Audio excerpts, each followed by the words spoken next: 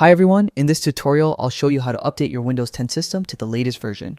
Keeping Windows up to date is essential for security, performance, and accessing new features.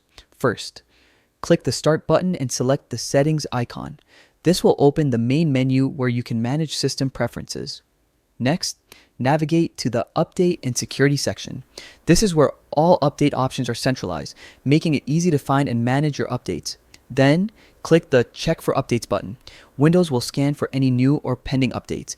Be patient while this process completes, as it may take a few moments. Once updates are found, your system will automatically download and install them.